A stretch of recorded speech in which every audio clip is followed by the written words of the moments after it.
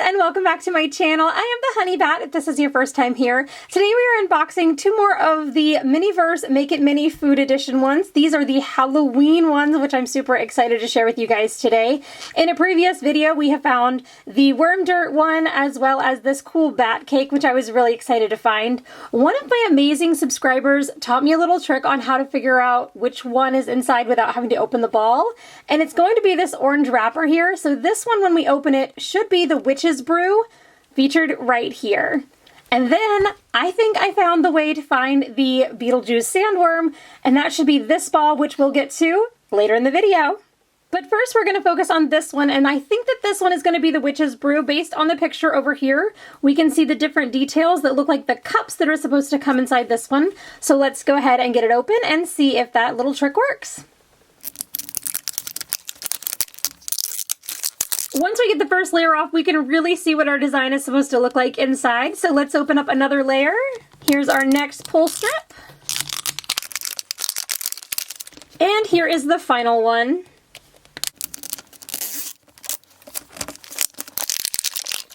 Now that we've got all the wrapping off, we have an orange base to our ball and the clear top. I'm going to take this off, and we have a different tabletop design than I've seen in the other packages.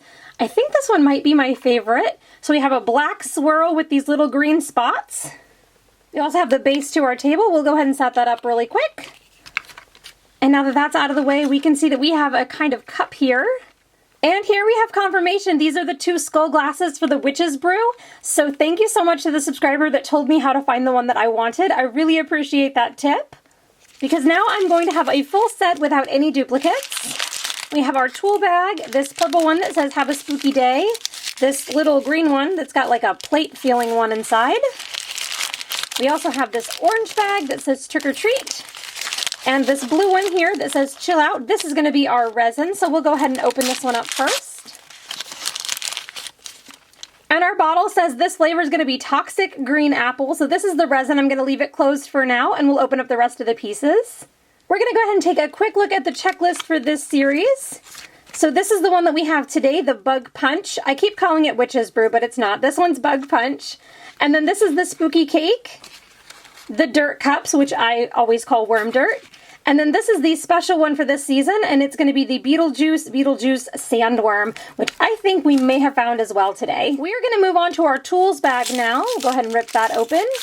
We have our little tweezers that they give us in every set, as well as the little ghost topper to hold them closed. And inside here we have two little plastic straws. We have a purple and white striped one and an orange and white striped one. And always double check for tiny pieces, but that's all that there is in this one. Next we're going to open this one. This one's not actually a bag, it's just a piece of tissue paper, which is really pretty. It'll probably wind up in my scrapbook. And inside it gave us a cute little skull platter that's purple. And since it was purple, we're going to go ahead and open our purple bag next. Have a spooky day, it says, and I hope you do have a spooky day. Inside we have a little bag of ice, so that's super cool. The other piece in there was this bowl of whipped cream, so whenever we open it up, we get a choice of either a purple dollop or an orange dollop, so that's cool. We can mix and match or make a matching set.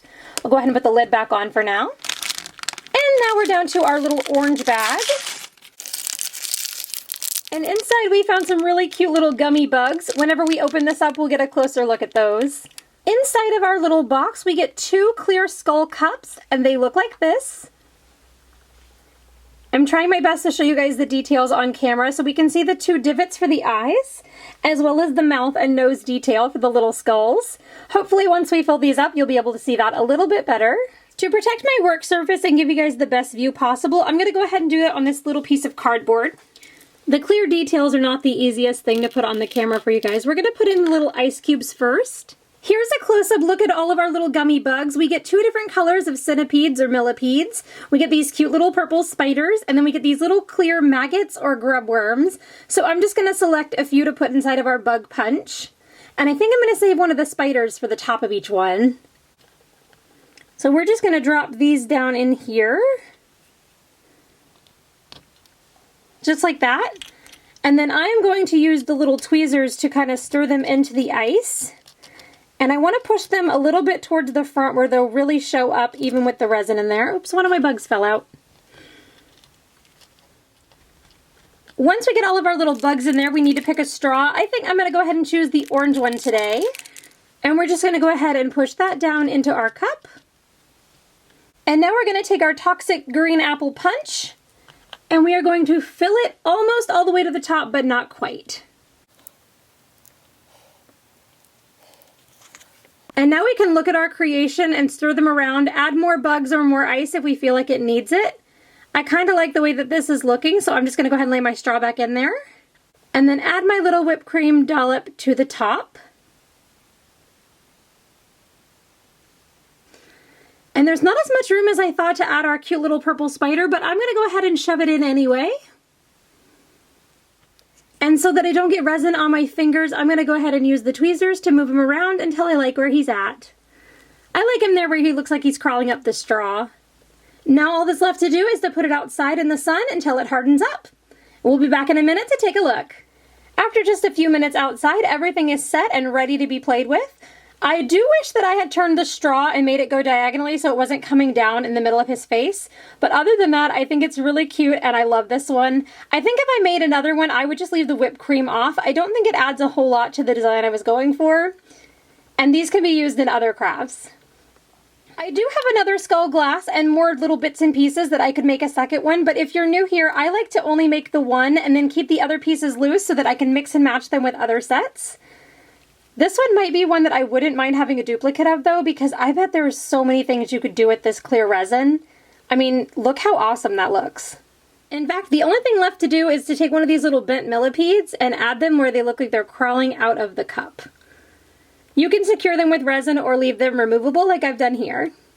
Now we're going to go on to the ball that I think is going to be the Beetlejuice Sandworm, the limited edition one, and I'll tell you how I was told to find it and then we'll see if it's right. So you're going to find the ball that looks like it's going to be a worm dirt container using the first trick we were taught.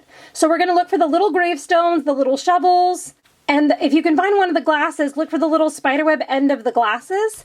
And then you're going to turn it over to the back. And you are going to find the printed code. It should be in silver down here. It's really hard to focus on. Let me zoom in. So it's going to be a series of letters and numbers here. You are going to look for the one that does not have an A right here. It's not going to start with an A. And that is supposed to be the Beetlejuice Sandworm. So now that we know the two pieces of information that we need to find it, and we found a ball that matches those two criteria, we're going to go ahead and try to open it and see if we're right. And I'm really hoping that this works because I would love to be able to collect these collections without having any duplicates. These are just a little expensive to get more than one of each one because they are $10 a ball. So right away I noticed some difference in color. We have a green ball, that's a good sign because I've opened the other three. That's Beetlejuice colors. I've opened the other three and I haven't gotten this color combination. So there's a green top and then the bottom is going to be black and white stripes.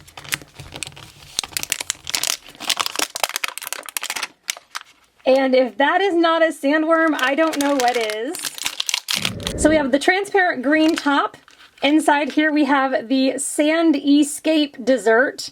Okay, I love that. That's what the back looks like. This is going to be the tray and rake according to the box. We have this awesome stone look for this table. The bottom should be in here somewhere.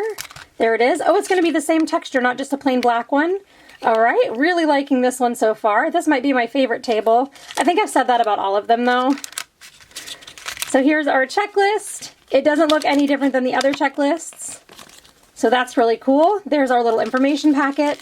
We get a listen closely, hear the dial tone, don't let it go dead, never trust the living. That's a little ominous. Super exciting though.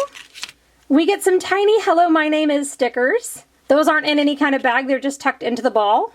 We get a few different bags in here. So we have this black and green one here. Then we get this little box that says, call me. This is probably the sandworm pieces. We'll go ahead and open this up first. Oh, it's shipped like an actual live snake. That's a nice touch.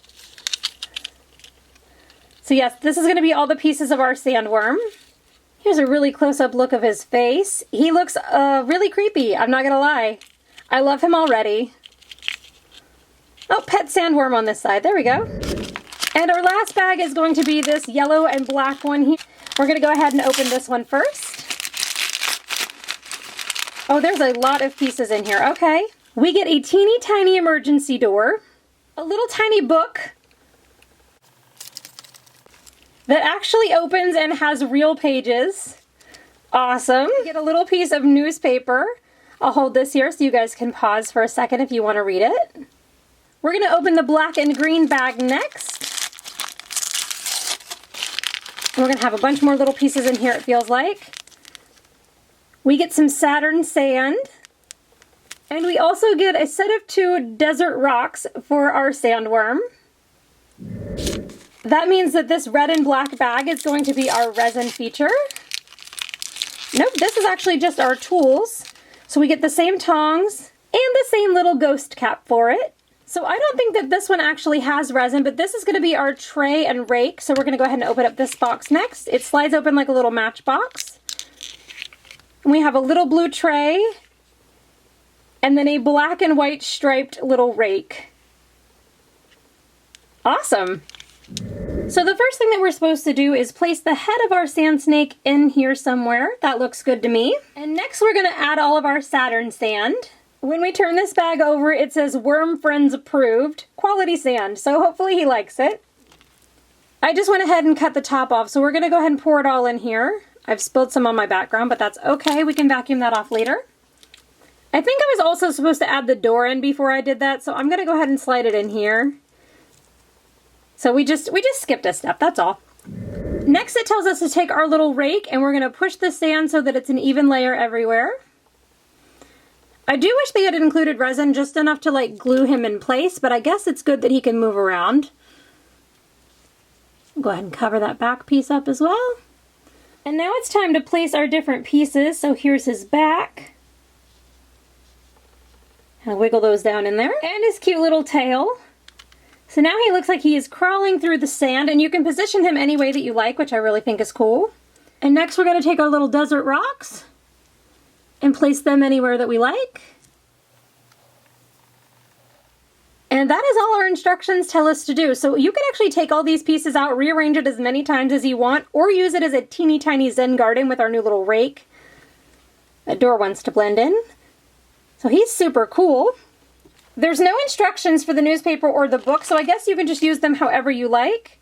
I think this is an interesting idea, but this is definitely one that you don't want to get bumped. I think you could probably use clear resin to go ahead and seal the top if you got everything the way that you wanted it. But I do think it's cool that we have one that's not glued together that we can reuse over and over again.